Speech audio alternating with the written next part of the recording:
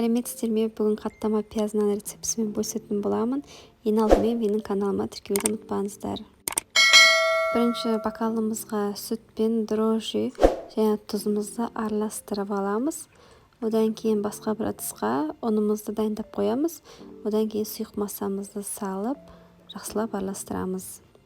Қолға жабыспағанша осылай қасықтың көмегімен араластырамыз да, одан кейін сұйық майымызды қойып, қолымызбен жақсылап жұмсақ қамыр илейтін боламыз. Қыздар, рецептіні видеоның описаниясына жазып қоямын. Барлығын таразының көмегімен өлшеп, жақсылап жасасаңыздар, онда қамырларыңыз жұмсақ күшті болып шығады. Міне осындай жұмсақ қамыр болып шығады. Осыны 15 минутқа бетін жауып салып қоямыз. Оған дейін біз начинкасын, яғни салмасын дайындайтын боламыз. Пиязды алып, видеодағыдай жұқа қылып турап шығамыз. Одан кейін мен көкшөпті де араластырып салдым, бірақ салмасаңыздар да болады. Маған көкшөппен жасаған ұнамады. Тек ақ пияздың өзімен жасасаңыздар дәмді шығады екен. Енді осыған қара бұрыш, қызыл бұрыш және кішкентай тұз саламыз. Осыны жақсылап қолымызбен сығып араластыратын боламыз. Қамырымыздың иіні қанып, жұмсақ болып дайын тұр екен. Енді осыны екіге бөлеміз. Осы екі тестадан екі үлкен қаттама пияздан шығады. Енді қамырымызды жұқалап жайып аламыз оқтаудың көмегімен.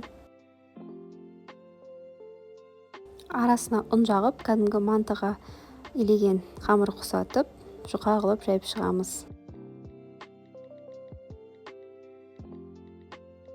Қамырымыз жұқа болғаннан кейін кішкене жыртылып кетуі мүмкін, ол ештеңе етпейді қыздар. Енді ерітілген сармайды қойып, жан-жағына жеткізіп, жағып шығамыз. Салмамызды молынан жан-жағын барлығына жеткізіп салып шығамыз.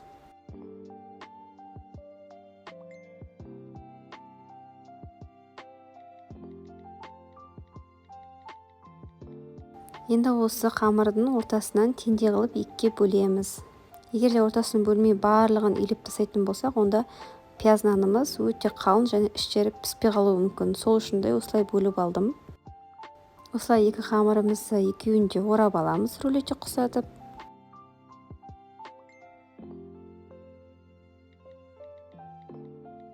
Кейін осыны противенге видеодағыдай салып шығамыз.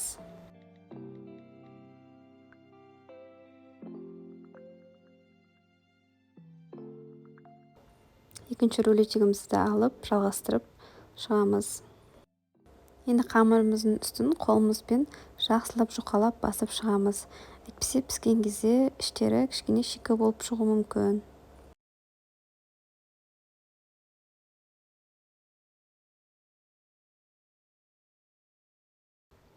Бетіне жұмыртқа жағып шығамыз. Кейін мак, кунжут, түмен болсын, бетіне жағып шықсаңыздар болады әсемділік үшін. Пешімізді алдын ала қызырып қоямыз. Қызып тұрған пеште 200 градуста 20-25 минут қызарғанша пісіріп аламыз. Міне қыздар, өте әп-әдемі, жұмсақ болып, қытырлақ болып шықты. Міндетті түрде жасап көріңіздер, ас болсын.